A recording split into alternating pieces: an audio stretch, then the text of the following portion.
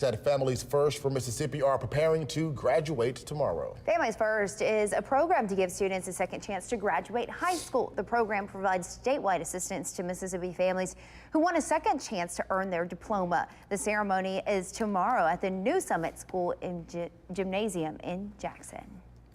Newborns in Milwaukee are being welcomed into more than one family. It's all part of a partnership between a local hospital and the Milwaukee Bucks. All of the 2019 newborns at the hospital will get a keepsake Bucks blanket. And the Bucks are teaming up with the hospital and the Medical College of Wisconsin to hand out these blankets to every single new baby that's born at birth centers. One new mom called the blanket a nice surprise. I was excited because I was joking how big his feet are. I said he's going to be a basketball player. And then look who's here, the Bucks. The Bucks mascot Bango also showed up for the blanket announcement. So cute. It's now 6:29 and we have a little bit of areas of mist this morning, and that will be possible through lunchtime. Otherwise, it's going to be cloudy, cold and windy. Temperatures falling to about 44 and then staying there. And that is definitely the worst day of the week, but at least it's not going to be really rainy today. We have a great week ahead, though. If you were waiting for time to spend outside, of course, once your yard becomes less of a mud pit that it probably is right now, we have a lot of sunshine ahead this entire week, starting tomorrow. Foggy in the morning and then fully sunny and 60. A little cold for both tomorrow mornings and Sunday mornings in the 30s. But other than that, everything looks very nice this week. One more chance at a stray shower or two Monday into Tuesday with a weak cold front, but other than that, dry this week. Good morning, I'm Shalika Powell, live in Jackson, where some people are without power due to a vehicle crashing into a pole. We'll have details on this story coming up. And breaking overnight, the House passes a bill to reopen the government, but how much of a chance does it have to succeed moving forward? Details from the late night session ahead. And as we head into the weekend, along the south, bad weather has come, and we've had some rain. Some other areas have had ice and snow. We're going to take a look at what's happening across the country weather-wise. 16 WAPT News continues right now. The one to watch. This is 16 WAPT News, live at 6. Good morning. Thanks for joining us. I'm Allie Ware. And I'm Marcus Hunter. Aaron is out today. We're going to have those stories and much more in just a moment. But first, let's take a live look outside along I-55 near County Line Road. You can see a lot of folks on the road as they are heading out to work today. The kids are getting ready to go back to school next week. And Carol, finally, is going to be dry today and when the kids head back to school. Yeah, there's a little bit of mist. You could kind of see it on that camera pretty nicely. It looked kind of fuzzy out there, and that's just a little bit of lingering mist. That camera looking out towards the Ridgeland area, and you can see a very small area of light rain and mist right east of Ridgeland moving over the reservoir. But a lot of places in the metro, especially Rankin County, getting some of these areas of mist this morning. They're very small, kind of annoying, but at least it's nothing like the heavy rain we have had for the last 36 hours. Otherwise, we are all clear. Temperatures, though, on the colder side, we're in the mid-40s. Let's head over to the weather computer. Temperatures actually going to be falling today for a lot of us. Jackson will stabilize around 44, but it's going to be cold and windy everywhere with temperatures in the 40s all day with cloud cover continuing. If you've been waiting for the sunshine, though, we got a lot of that over the next week. We just have to get through today. We'll talk about the weekend forecast and what's ahead coming up. All right, thanks so much, Kara. Breaking right now, crews responding to an SUV that crashed into a pole. 16 WAPT, Shalika Powell joins us live from Jackson with those details. Good morning, Shalika. What can you tell us? Good morning. Yes, that's right. We're live right now on Ridgewood Road, where you can see crews are behind me working to restore power in this area. Now, Entergy officials tell me that this is the second incident that they've responded to since after 7 last night with a vehicle hitting a pole. They add that when they arrived here on scene, there was no one inside of the SUV. A Hinds County Sheriff's deputy tells me that there are 2 women that were in the vehicle, but they left the scene on their own before some officials were able to arrive. Now, Entergy crews say that the vehicle is totaled and was removed earlier. They add that a nearby country club and a few residences are currently without power. They tell me that the first incident they responded to with a vehicle hitting a pole was on Watkins Drive and Forest Avenue around 7:30 or 8 p.m. And it took them a few hours to make the repairs at that location. Now back here on scene, crews tell me that they'll be here for at least another few hours working to restore power in this area. Live in Jackson, Shalika Powell, 16 WAPT News. Well, breaking overnight, the House passed a bill to fund the government, but without funding the president's border wall. As ABC's Zachary Keish reports, it appears that some Republicans are ready to break party lines. Surrounded by friends and family, the newly minted Congress wasted no time. The American people spoke and demanded a new dawn. The 116th House, now led by Democrats, approving two bills Thursday that would effectively end the shutdown. The Democratic package includes a measure to extend funding to the Department of Homeland Security at current levels with $1.3 billion for border security until February the 8th. But it includes no money for President Trump's #1 campaign promise, a physical border wall with Mexico. The fact is, a wall is an immorality. It's not who we are as a nation. Trump says he'll veto the bill, and Senate Majority Leader Mitch McConnell has pledged to block the measures from a vote. The Senate will not take up any proposal that does not have a real chance of passing this chamber and getting a presidential signature. The president's demand for $5.6 billion in funding for a physical barrier on the southern border of Mexico has shut down the government for 14 days. Now, Republican Senators Susan Collins and Cory Gardner, both up for re-election in 2020, appear to be breaking with the president. Perhaps feeling a little left out from all the attention on the Hill, Trump made a surprise appearance in the briefing room Thursday to underscore his demands. Without a wall, you cannot have border security.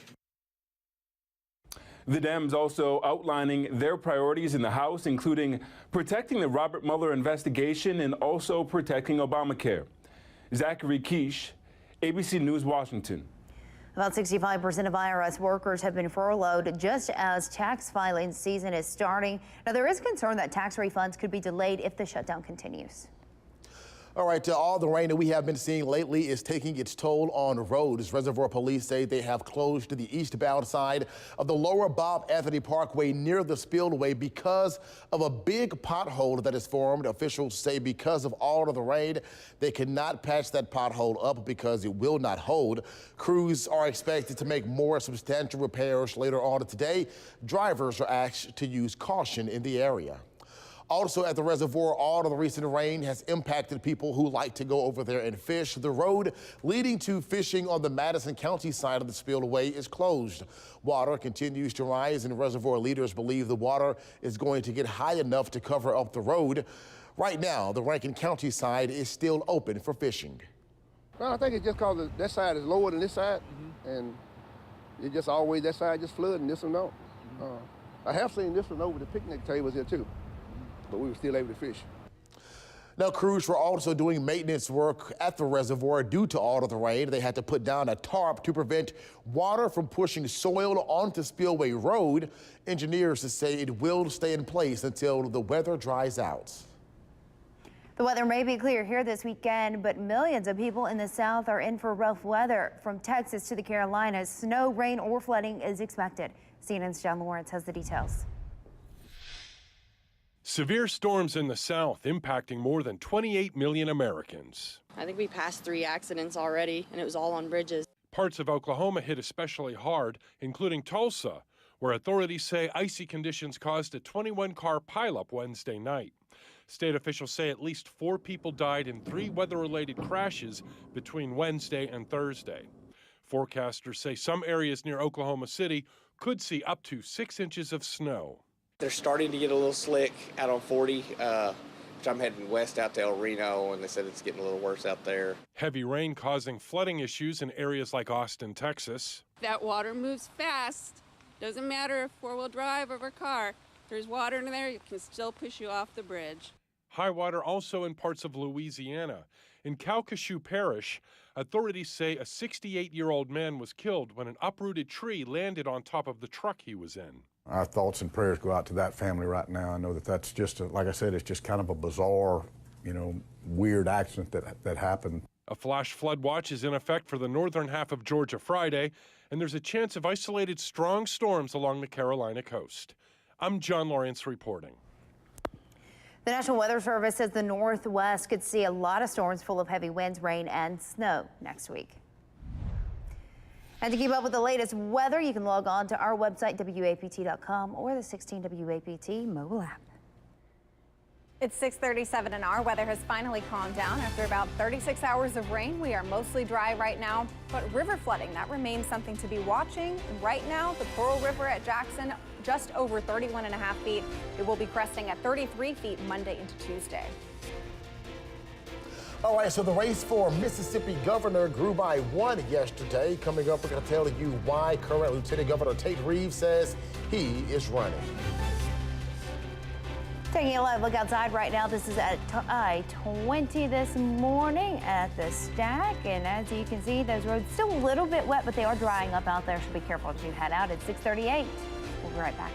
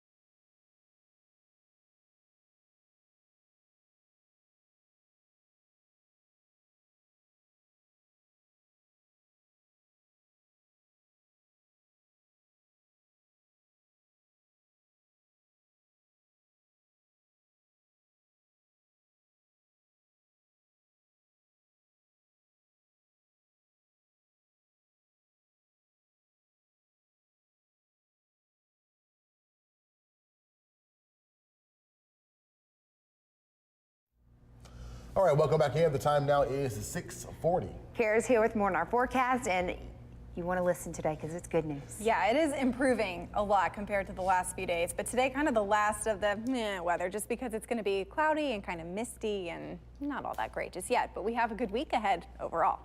Cold front that had all the heavy rain associated with it is now past, but on the backside of this system there is some cold air, some breezy winds, and the potential for a little bit of mist, so that's what we'll be dealing with today.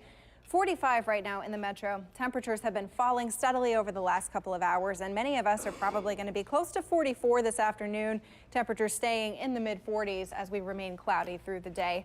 Lots of sunshine returns for tomorrow, though. I really think you're going to like the forecast for the rest of the week. We'll talk about that coming up. All right, so the time now is 6:41. And in our Commitment 2019 coverage, Lieutenant Governor Tate Reeves is now running for governor. 16 WAPT's Ralph Adams has more on his decision to run and who he's up against. We are here today because we believe in Mississippi and we love Mississippi. With his wife Ely and 3 daughters by his side, Lieutenant Governor Tate Reeves signed qualifying papers Thursday to run for Mississippi governor. Congratulations. Thank you so much. I appreciate it. Thanks for everything. The 44-year-old Republican said his campaign to win the top job at the state capitol will focus on bringing higher-paying jobs to the state. I will tell you that I am an eternal optimist, and I will run an optimistic campaign. But Reeves wasted little time trying to tie his potential Democratic opponent, Attorney General Jim Hood, to Washington, D.C. Democrats. The political fight that we have before us in 2019 is with the liberal policies and the liberal ideas of the party of Chuck Schumer Nancy Pelosi and Jim Hood. Attorney General Hood released a statement saying in part his governor Jim Hood will clean out the swamp of lobbyists and special interests and put Mississippi families first. That means creating good-paying jobs so our kids stay in Mississippi, rebuilding our dangerous roads and bridges. Reeves will face at least one opponent to win the GOP nomination. DeSoto County Republican State Representative Robert Foster announced last month that he will run for governor. You know, the great thing about living in America is anybody can run for anything they want to run for. Ross Adams, 16 WAPT News. We'll tell you who's up for Golden Globes and give you a sneak peek of this weekend's awards show just ahead. Also breaking this morning, a power pole crash in Jackson. They are working at Ridgewood Road and Lakeland Drive right now. You're looking at live video as they're working to get things back in order in that area. We're going to have the details coming up.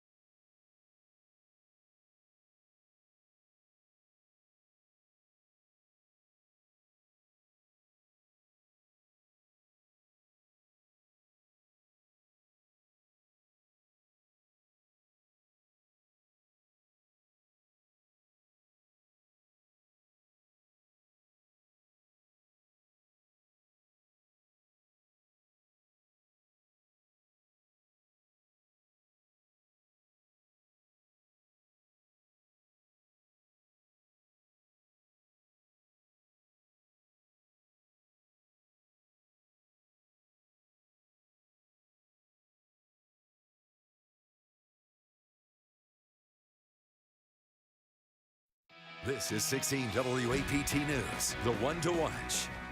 Good morning. It's now 6:45, and as expected, with a little bit of patchy mist out there, we see it continuing to move to the east, right along the reservoir and in Rankin County, right along 25 towards Pisgah. In Brandon, too, some areas of mist just on the backside of this low pressure system that brought some of us almost 5 inches of rain. Thankfully, this is about all we're expecting here this morning. Some areas of light mist, and that's it. But today is going to be a cloudy, windy, and cold day. Temperatures right near 45 for most of us right now, and they're going to fall even a little bit more as we go through the rest of the day. Let's go over to the weather computer now. It's a pretty quiet start, and you can see the beginnings of a cloudy sunrise out over Jackson. No evidence of any mist, at least from that camera, but I've seen it on others, and the mist is just going to be lingering around for some through lunchtime.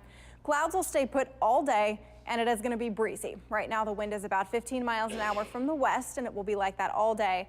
So today, a day you want to dress like it's winter because it will definitely be looking like it and feeling like it. But we are on our way out of this pattern, and we have a really nice week ahead. Low pressure system that brought us the rain is now out of the way. We're pulling in some moisture, though, and some cold air on the backside of this system, and that's what's leading to the chance for that mist. Predictor Plus is overdoing it a little bit, but it does keep some of the light mist and showers in here through about 9 o'clock, mostly north of I-20. And then everything clears out pretty nicely as that low pressure system moves away. Clouds, though, will be lingering as we go through today. Going into tonight, though, it's going to clear out, and then high pressure coming to the rescue from the west. It's going to help clear out those clouds, and for the next few days, it's going to be very nice. We're talking full sunshine and increasingly warm temperatures, but today and tonight are both going to be on the cooler side. Tonight will be about 35. The clouds will be clearing, though, and then we'll be waking up to some fog in the morning tomorrow. Beautiful day, though, after that. 60 degrees for a high. That's above average and actually one of the cooler days of the week. If you've been waiting for a week like this, probably didn't think it would happen in early January, but lots of sunshine, upper 60s and low 70s, and minimal chances for rain. The only real chance that we have for any rain other than the mist today is going to be Monday, but most of us will stay dry, and it's looking so good. I'm so excited. I know, it's going to be like almost feeling like spring. Oh, we need it. Sunshine. We need it. Yeah, I just want to go outside just because I can. Exactly. Soak in some vitamin D that we hadn't seen in so long. Yep. All right, thanks, Karen. Happening this weekend, dozens of people will jump into the reservoir for a good cause. The Reservoir YMCA is hosting its annual polar bear plunge. Now, the temperatures won't be freezing or anything, but you can bet that water will still be pretty cold. The money raised from this event goes to help fund after-school programs and summer camps for special needs children. People will be taking the plunge at 9 o'clock tomorrow morning at Lakeshore Park. All right, so the Golden Globe Awards are Sunday, and with both film and television stars on hand, many consider it one of Hollywood's biggest nights. David Daniel looks at the top contenders on the movie side. A Star is Born is looking to start paving its path to Oscar Gold with a Golden Globes win for Best Film Drama. The experts at GoldDerby.com consider it the overwhelming favorite, with Lady Gaga an equally strong contender for Best Actress in a Drama and Bradley Cooper in the running for Best Actor in a Drama. He also has a shot at Best Director, but the favorite there is Alfonso Cuarón for Roma. Got to make an impression, darling. Cooper's main rival for Best Actor, Rami Malek from Bohemian Rhapsody. Yes, both men play musicians, and they're up for Best Actor in a Drama. I am not a medical doctor. I'm a musician.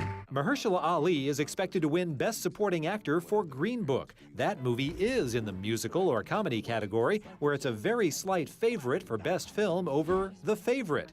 That movie's star, Olivia Colman, appears to have the edge for Best Actress in the category over Emily Blunt for Mary Poppins Returns. The vice presidency is mostly a symbolic job. The leading candidate for Best Actor in a Comedy or Musical is Christian Bale for Vice. His main competition, Viggo Mortensen from Green Book. We are drinking to new life.